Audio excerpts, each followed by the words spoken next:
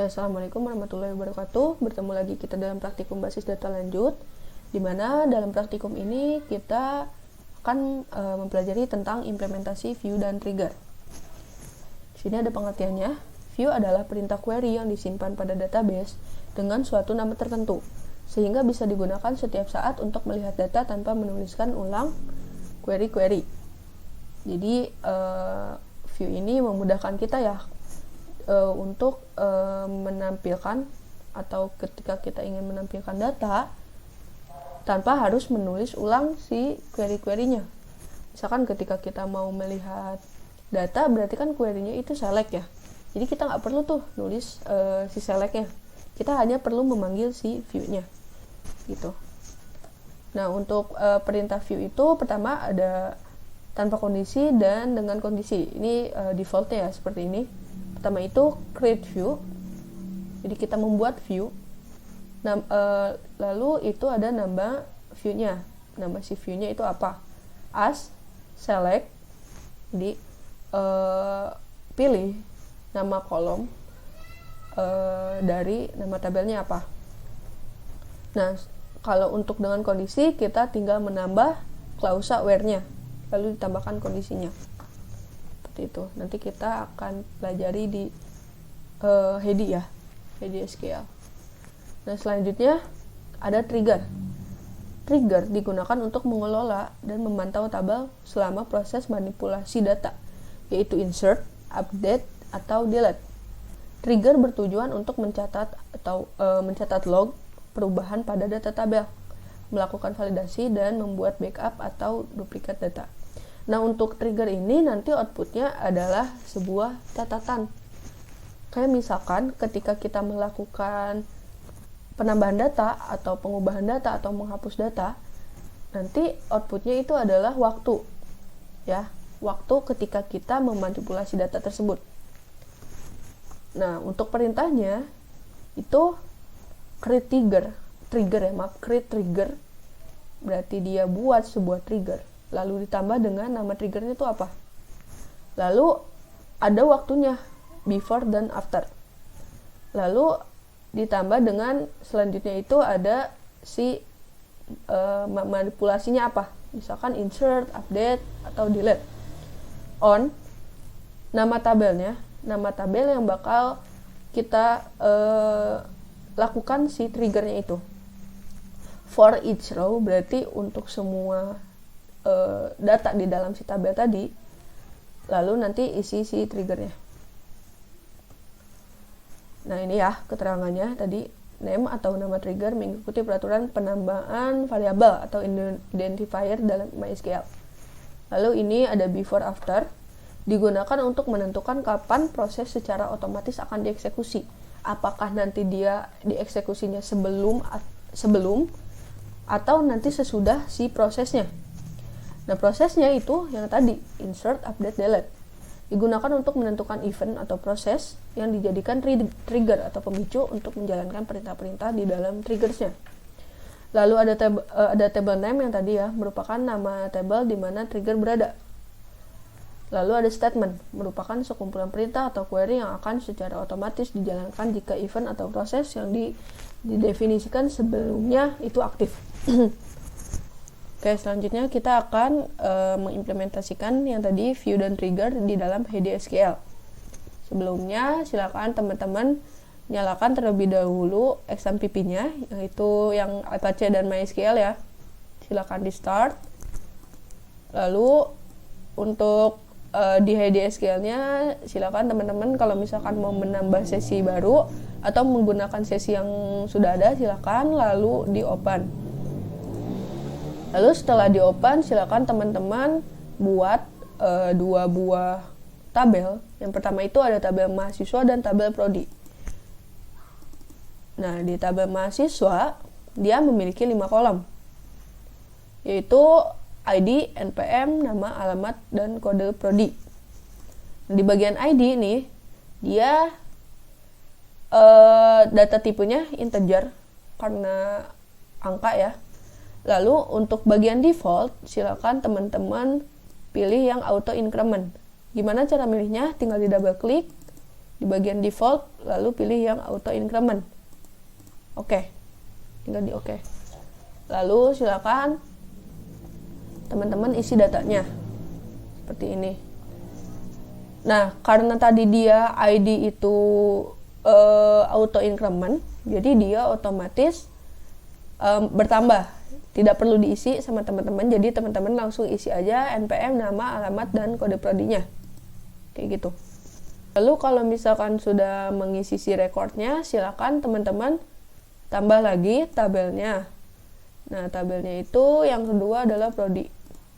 Nah, di tabel prodi dia ada 3 kolom. Pertama itu ada ID, terus ada nama underscore prodi, dan kode underscore prodi. Sama yang tadi, untuk ID-nya itu dia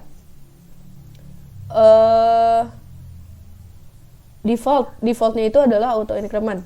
Jadi ID-nya dia tipe data. Kayak sama seperti yang tadi, untuk ID-nya itu dia data tipenya adalah integer. Nah, untuk defaultnya sama ya, auto increment.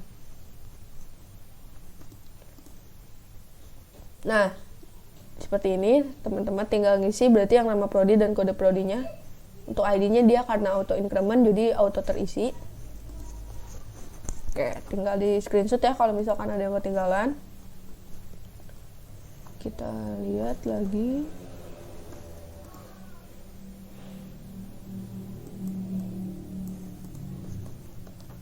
Nah, kita sudah buat tabel dan tambah record.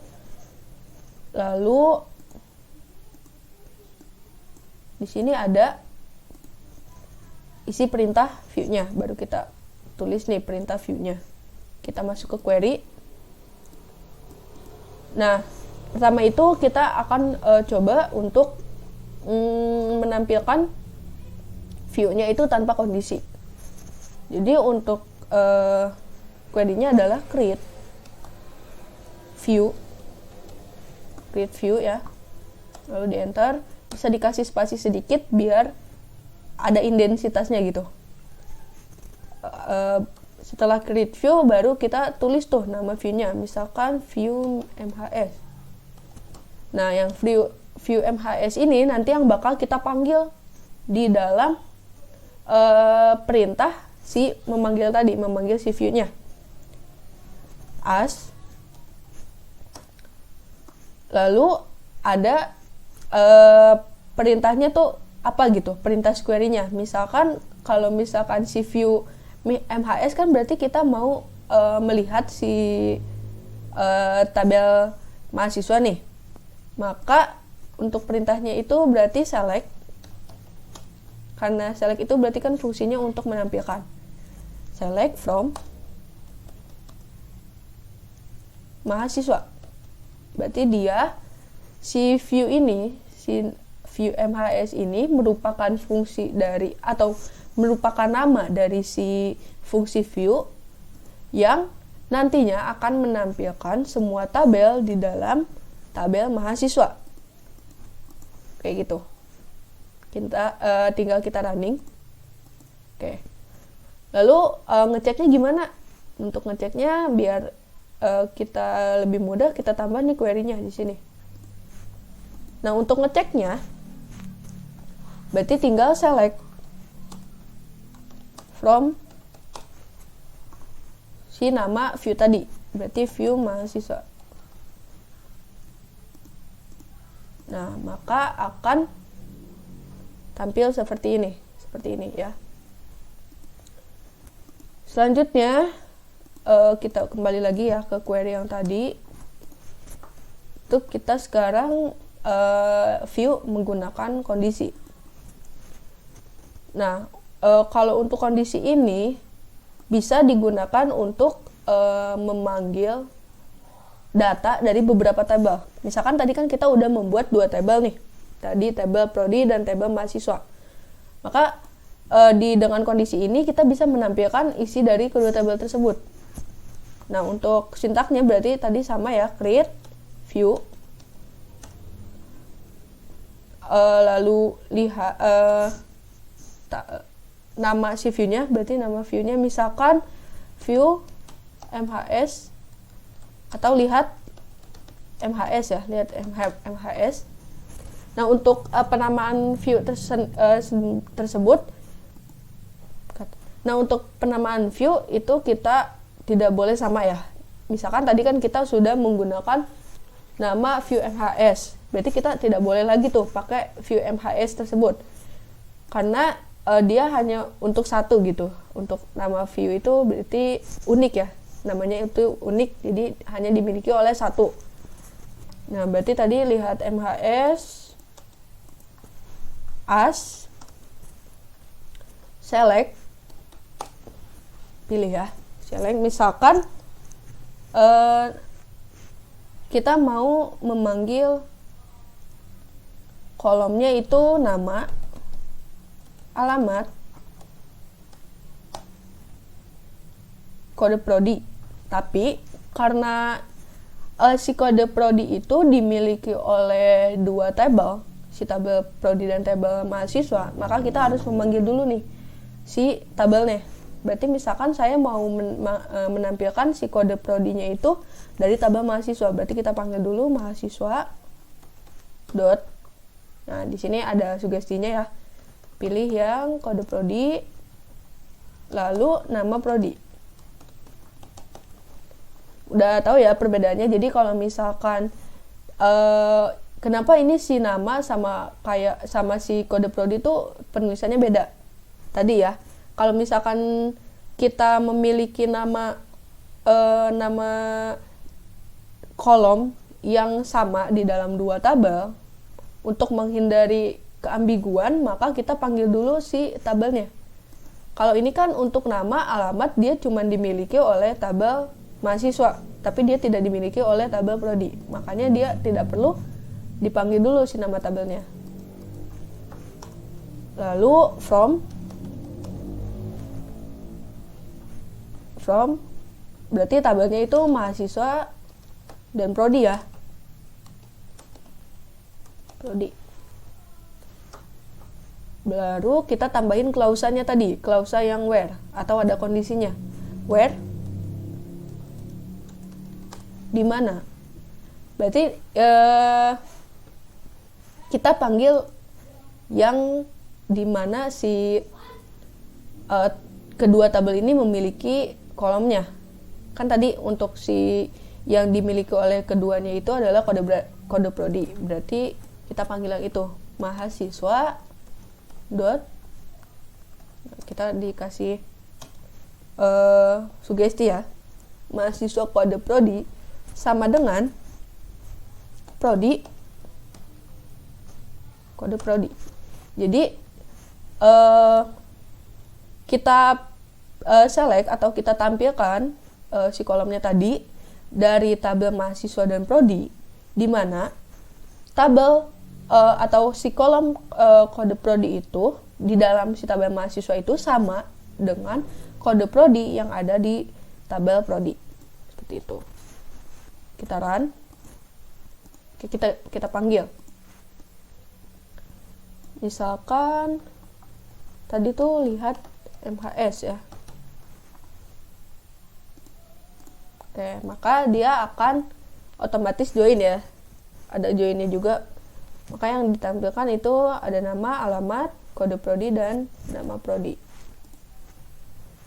Oke, selanjutnya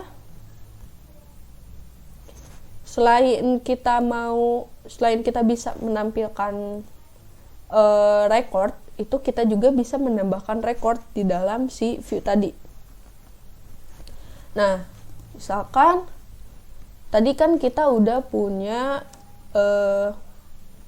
perintah view untuk menampilkan semua isi tabel di dalam tabel mahasiswa. Nah, misalkan kita mau nambah si record di dalam tabel mahasiswa tadi. Nah, kita juga bisa pakai fungsi shift view tadi. Nah, untuk sintaknya sama seperti yang biasanya. Berarti insert, karena kita mau menambah record, berarti insert into, baru ditambahkan yang tadi nama si view-nya. Misalkan tadi view mahasiswa, berarti strukturnya insert into, nama view-nya values. Nah, setelah itu kan kita isi dengan recordnya nih, record berdasarkan si kolomnya. Nah, untuk bagian ID kita kosongkan saja karena dia otomatis akan terisi tadi ya, auto increment. Misalkan 06118200202. Nah, ini untuk NPM berarti kan. Lalu namanya Adinda misalkan. Untuk alamatnya Purwakarta.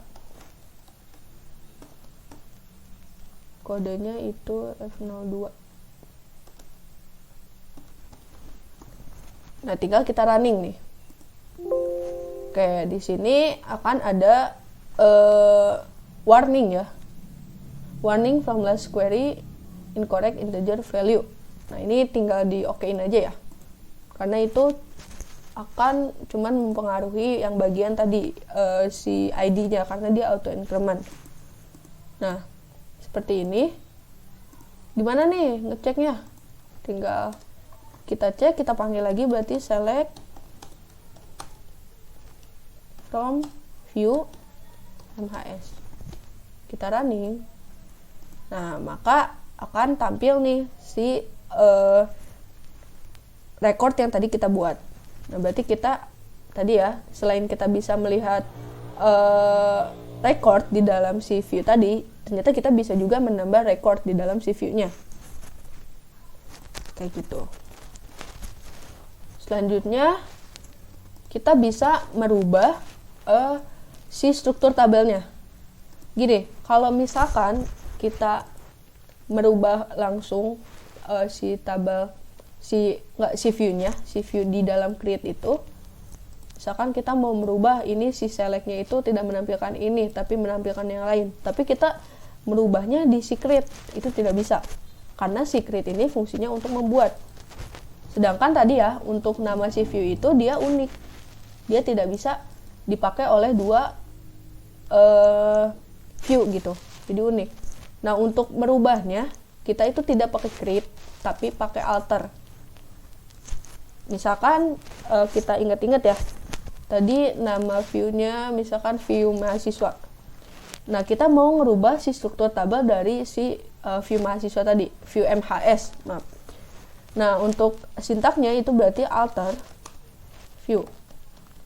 Karena alter sendiri fungsinya itu untuk merubah struktur tabel. Sedangkan kalau yang tadi, yang create itu kan dia membuat ya, membuat si view-nya. Nah, untuk merubah berarti si alter. Misalkan view MHS. Maaf, salah tulisannya, view MHS kayak gini. As select. Baru kita tambahkan nih yang mau dirubah apa. Jadi kan kalau misalkan yang view sebelumnya itu kita menampilkan semua tabelnya atau semua kolomnya ya. Nah, misalkan kita mau nampilkan hanya nama dan kode prodi saja. Seperti ini. From mahasiswa.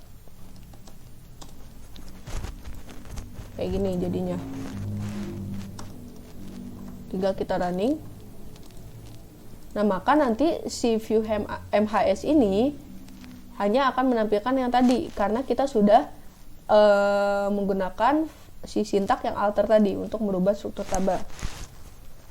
Nah, misalkan kita mau panggil lagi kayak gini, udah sama ya, berarti select from view MHS, tinggal kita running. Nah, maka dia akan menampilkan yang dirubah tadi, hanya nama dan kode prodi, seperti itu. Selanjutnya itu ada untuk menghapus si view tadi. Nah, untuk menghapus tabel view tadi itu kita tinggal menuliskan drop ya, untuk menghapus ya, menghapus tabel. Ingat, kalau misalkan untuk menghapus tabel itu perintahnya adalah drop. Kalau untuk menghapus isi si tabel berarti itu delete. Berarti drop view, baru kita masukkan nama si view-nya tadi, misalkan view MHS tadi. Jika kita hapus, nah untuk ngeceknya kita bisa yang pertama itu select from ya, select from view MHS misalkan. Nah, di sini akan tampil error bahwa si tabel view itu tidak ada. Atau misalkan kita mau ngecek pakai show tables, bisa ya. Nah, ternyata si yang view MHS tadi sudah tidak ada di tabel kuliah. Tuh. Selanjutnya kita implementasi si trigger. Nah, untuk implementasi trigger, silakan teman-teman buat tabel bernama log ya. Boleh misalkan log doang nggak apa-apa. Atau misalkan biar jelas fungsinya, misalkan log underscore mahasiswa. Nah, di tabel log mahasiswa itu, biar jelas di sini di tabel mahasiswa itu dia kolomnya cuma ada 2. Pertama itu ada event. Event itu berarti kejadiannya tuh apa. Lalu ada waktu. Nah, untuk waktu, untuk tipe datanya silakan teman-teman pilih yang datetime seperti ini. Tapi tidak perlu diisi datanya ya, karena nanti untuk si log ini kan fungsinya untuk tempat si triggernya tadi. Jadi datanya nanti otomatis ketika kita melakukan si triggernya. Nah, di sini saya sudah ada karena tadi saya sudah sempat buat. Kita hapus dulu deh.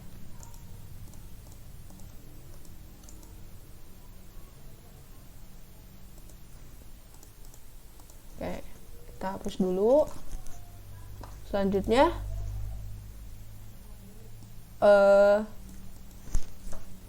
kita lakukan fungsi si triggernya.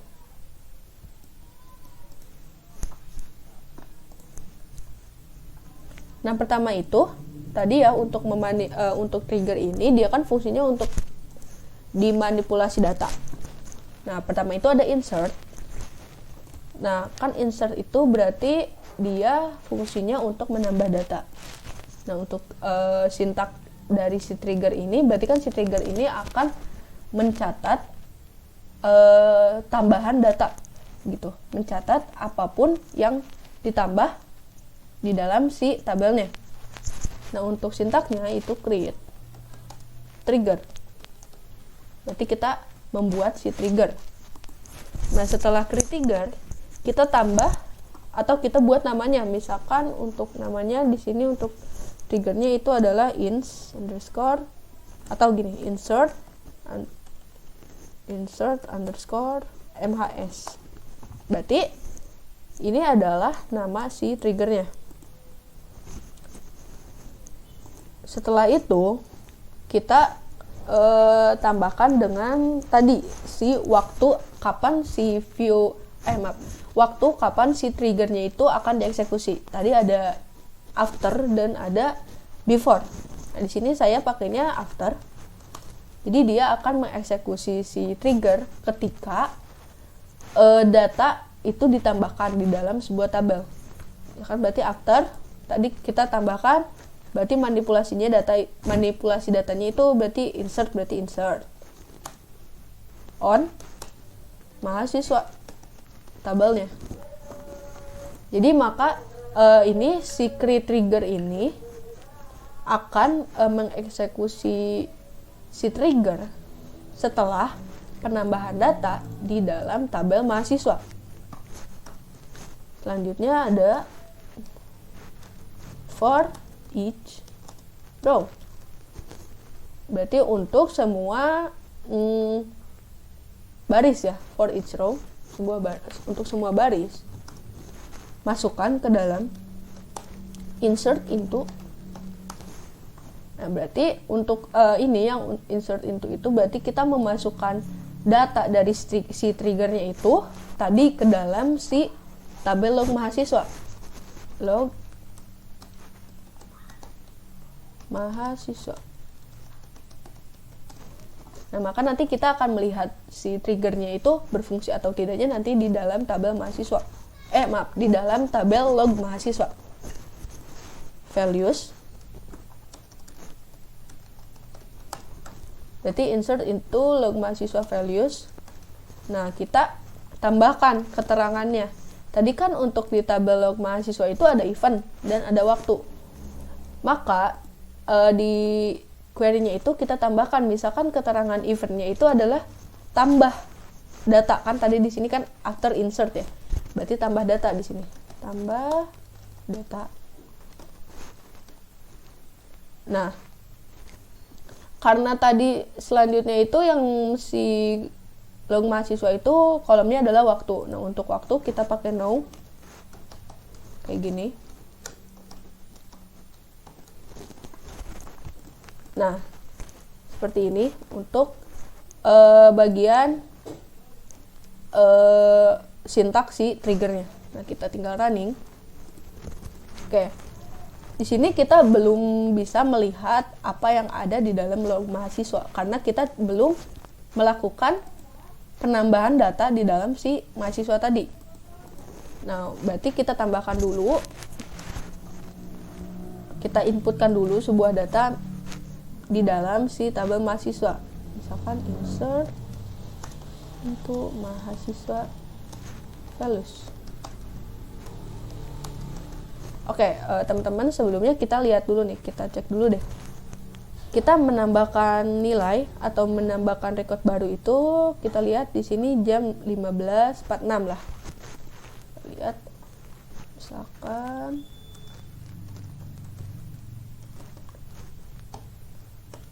kita tambah 065118203.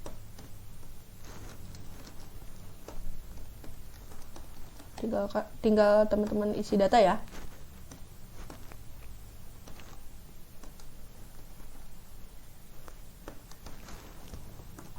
Oke, seperti ini. Tinggal di running. Oke, nah di sini tinggal di oke. Nah, oke, tadi kan ingat ya yang tadi kita menambah data itu 15.46. Nah, kita panggil nih si log tadi yang tadi di tabel mahasiswa. Sebenarnya bisa langsung cek aja, tinggal di, nah gini caranya, ada dua ya. Tinggal misalkan, kalau misalkan mau gampang, teman-teman tinggal di tabel log di bagian datanya, teman-teman tinggal refresh di sini bagian refresh, maka nanti akan muncul si eventnya. Tadi kan eventnya itu kita tambah data. Nah, yang tadi saya bilang, ketika kita tambah data tuh kita pukul berapa? Misalkan di sini pas kita tambah data, pas klik kita tambah data, ternyata datanya itu yang terekam, yang melakukan event tambah data itu jam 15.46. Seperti itu. Makanya tadi saya minta teman-teman perhatikan waktunya. Kayak gitu. Nah, selanjutnya, atau misalkan mau ngecek via si query ini ya, lihat lewat query, berarti teman-teman tinggal panggil select from log mahasiswa. Oke, tinggal di running. Nah, seperti ini. Seperti itu ya. Selanjutnya, selain abis insert berarti update. Berarti kalau misalkan update itu ada perubahan data. Nah, untuk sintak di triggernya itu sama ya, create. Jadi kita tetap membuat si triggernya, create trigger. Nama triggernya misalkan update MHS karena untuk mengupdate ya, mengupdate. After update on mahasiswa. Jadi membuat trigger setelah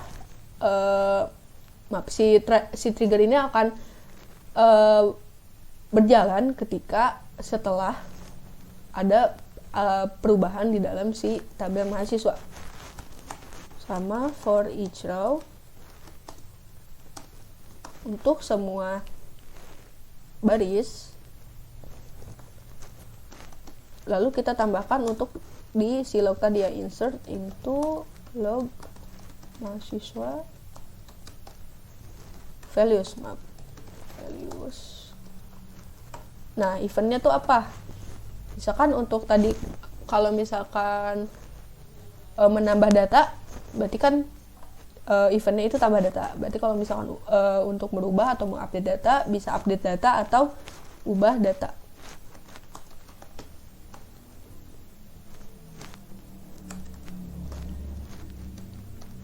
No, nggak di running.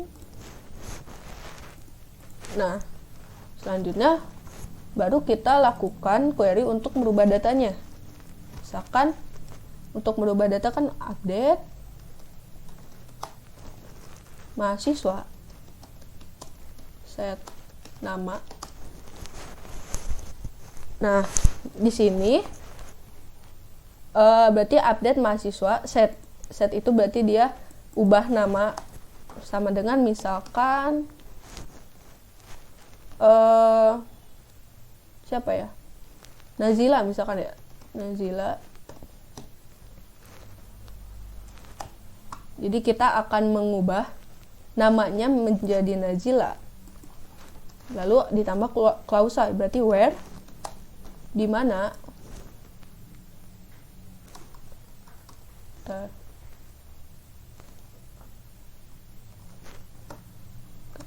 Ini where ID-nya, karena tadi kita primary key-nya itu ada di ID, berarti yang dipanggil di dalam si klausa-nya itu adalah ID. Misalkan ID-nya itu adalah 3. Oke, seperti ini. Kita cek dulu deh di bagian mahasiswanya. Oke. Oh, ini dia namanya udah Najila ya sebelumnya. Misalkan ini deh yang 5 ya. Kita ubah kan Lestari. Nah, kita running. Oke, dia udah terupdate ya. Nah, perhatikan tadi ketika saya update itu jam 15.52 ya. Nah, kita coba cek di bagian yang log mahasiswa datanya. Nah, seperti ini. Ada eventnya ada 2 ya. Karena tadi saya melakukan perubahan datanya tuh 2 kali. Yang pertama itu tadi jam 15.51. Yang kedua itu yang 15.52. Kayak gitu. Jadi dia akan melakukan si trigger tadi setelah melakukan setelah adanya update di si tabel mahasiswa. Oke, udah. Kita lanjut. Selanjutnya ada delete. Oke, selanjutnya yang ketiga itu adalah delete. Nah, delete itu berarti dia menghapus ya, menghapus si isi atau si record di dalam si tabelnya. Untuk sintaksnya berarti create trigger, namanya misalkan delete MHS after delete on mahasiswa. Nah, seperti ini for each row. Insert into log underscore mahasiswa values.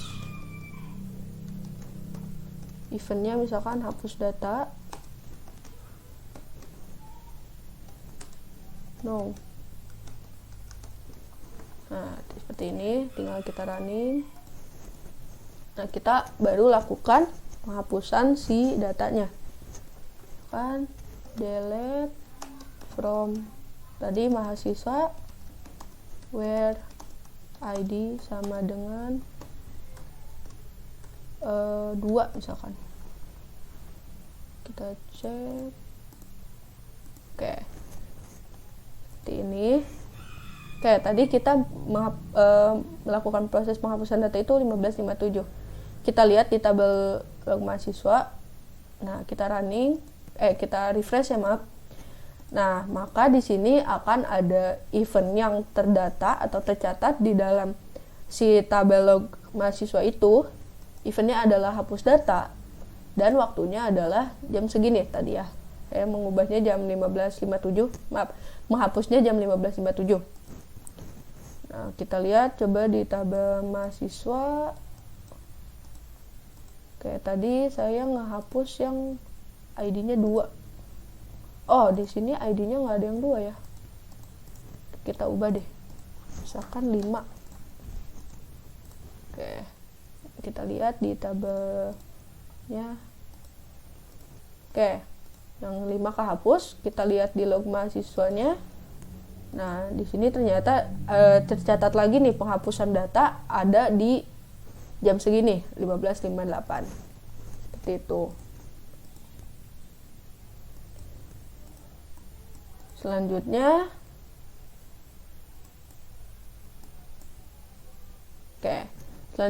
untuk yang terakhir ada